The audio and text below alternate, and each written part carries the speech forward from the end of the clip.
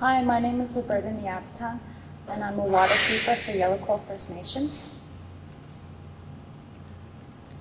INAC and Health Canada carry out inspections and water testing treatment facilities on a regular basis. This is false. INAC and Health Canada know when a water treatment change is required, either in terms of expansion or change of a water treatment process. This is also false. INAC has generally little knowledge of workings of a water treatment plant. This is false. After Walkerton and North Battleford, INAC has commissioned engineering companies to carry out evaluations of water treatment facilities. This is true. The evaluations mainly list what types of treatment processes are in use, what is the capacity of the existing treatment facility, with some comments on the state of repair of the facilities. This is true. Health Canada has its water quality guidelines for more than 60 health and aesthetic guidelines. This is true. In First Nation communities, Health Canada generally only tests for a few of these guidelines. This is true. Routine testing is always done for coliforms and E. coli. This is true.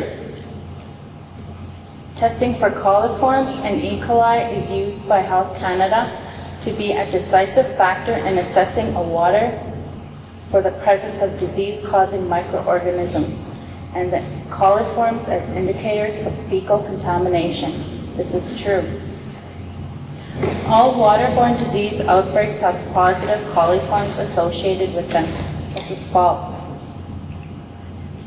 Coliform testing is highly reliable as a protective and conservative indicator. This is false. The reason for a lack of precision by the coliform indicators is caused by their high sensitivity to chlorine, and coliforms are short-lived. This is true.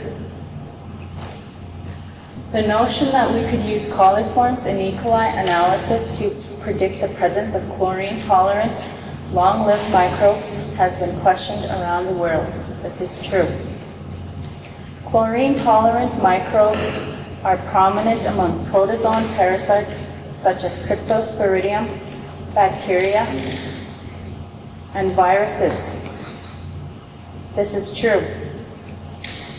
Despite the ease of killing coliforms, many native communities have even failed this most rudimentary test, which have resulted in boiled water advisories across Canada in both native and non-native communities. This is true. There is an easy way for communities to pass the test to reduce coliforms and E. coli. Add more chlorine. This is true. Microbes can be filtered out of water systems simply by adding more chlorine. This is false. Health Canada should use more of its guidelines to establish performances of native water treatment plants, which would provide better information to warn about health concerns. This is true. If Health Canada used more guidelines, they would also be able to give advice when water treatment equipment is simply not fit to produce safe water for a given source. This is true.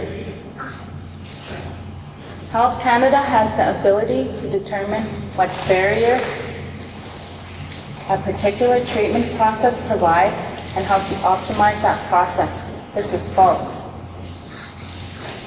Poorly operated processes will still perform according to engineering specifications. This is false. The use of manganese green sand filters to remove iron and manganese works well only under strictly controlled conditions. This is true. Conditions for manganese green sand are controlled well in many native treatment plants. This is false. Manganese green sand filtration systems frequently result in producing poorer water than better water quality. This is true. There has to be a better understanding of how the source of water becomes contaminated and what actions need to be taken to prevent that contamination. This is true. Improved knowledge of environmental stewardship will provide the water plant with improved quality of raw water. This is true. The treatment plant is only one part of a much larger puzzle. This is true. Frequently, the water leaves the water plant in good shape, but conventional treatment generates nutrients for bacteriological growth in distribution systems. This is true. Bacteria growth in the distribution system will result in severe loss of chlorine residuals at the extreme ends of the distribution system, or for houses that are in low volume water users, such as homes for 1 or 2 elderly persons. This is true. Effective assessments of how water deteriorates in the distribution system are always done. This is false. Each water system needs standard operating procedures which clearly outline what needs to be done and at what time intervals. This is true. Processes are in place where neglect simply cannot happen. This is false. For years, a provincial government agency, Sask Water Corp, had been contracted to help Yellow Quill efficiently run its treatment plant. But Sask Water failed to notice that a chemical being added to the water was actually intended for cleaning boilers and was not safe to be added to drinking water. This was only one of the many problems that were not noted. This is true.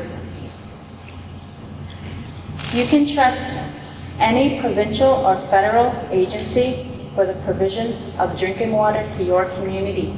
This is false. Some challenges in providing safe drinking water are simple, but others require a more thorough understanding of the water quality issues that we have come to appreciate during the last several years. True. Communities need to ensure their water treatment process eliminates problems with pathogenic microbes and with organic and inorganic chemicals. This is true. Engineering companies have all the answers when it comes to assessing new threats to the safety of our water supplies. This is false. Scientific resources must also play a role in assessing the safety of all drinking water. This is true. Yellow Quill was one of the first Native communities that was able to bring scientific resources to the table when negotiating with INAC. This is true. Science was used every step of the way at Yellow Quill, from identifying problems with the old treatment plant to developing a totally new water treatment concept. This is true.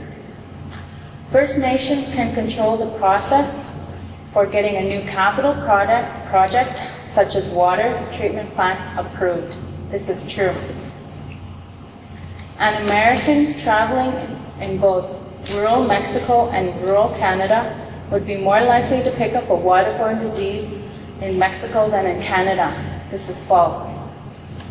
Together, we will bring safe drinking water to all Canadians. This is true.